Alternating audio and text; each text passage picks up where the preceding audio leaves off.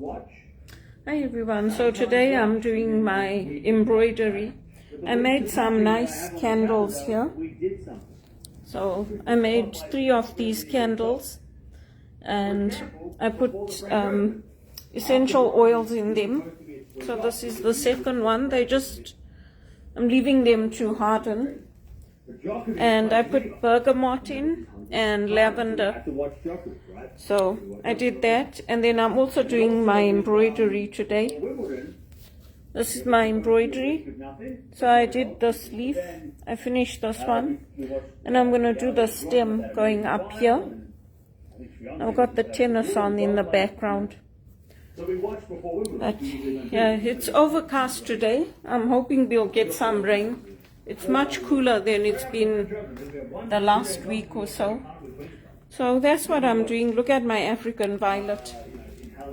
It's bloomed so beautifully. It's a purple one. All of them are that color. I thought I had a white one, but I don't. So maybe I'll get a white one and keep that.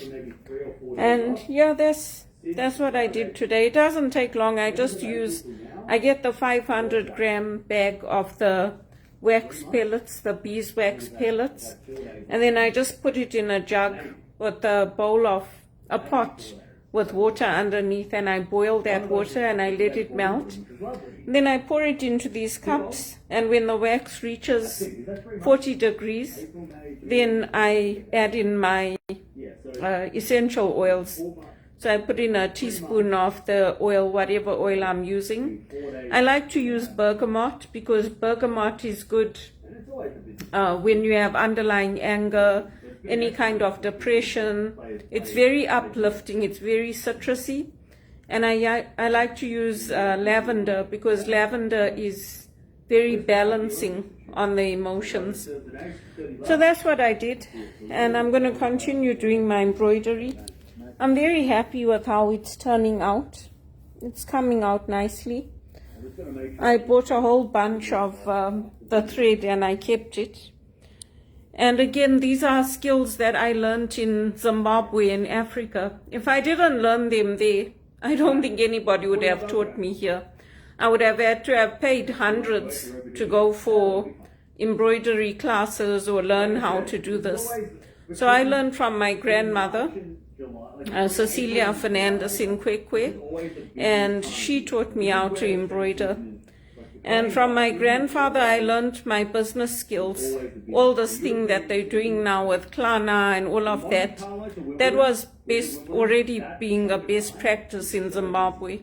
Because he used to add on the merchant used to take on the risk, so he used to add on a percentage on the amount that the customer was paying, and then give them time to pay. And that's how people actually got to afford anything. That's how I buy on credit also, because with what you earn a tuppence here. If they could pay you 2 cents for the month, they'd pay you 2 cents, because that's how cruel they are.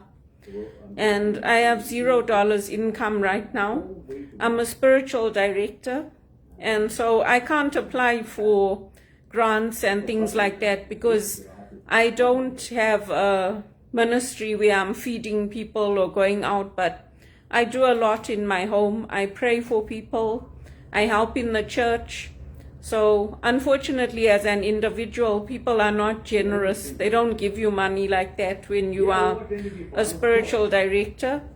But I'm hoping I can get an opportunity in the church through Peter Knox, Bruce Botha, Damien Howard, and Graham Fusion. They know I've been looking for a position in the church for a long time, and Father Larry's done everything he can. So I'm asking you to pray for me that I get that, because I'm tired of working in the secular community, and I'm getting hurt working in the secular community because my rights as a Christian are being trampled on. So my next initiative, I got the aid that I wanted for Zimbabwe because they wouldn't settle the Lancaster Agreement. So I fought and fought and fought for all these years. We didn't get it through Britain, but we got it through other European nations. The next thing I'm going to do is I'm going to fight for Africa to get a seat at the UN table. And you just watch me. I am going to be relentless. So join me. Do whatever you can. Like my post, share my posts. But I am going to be relentless because the black leaders gave us everything. And these white leaders, if they want to take me on, let's go. Because in the end, Jesus always wins. Let's go.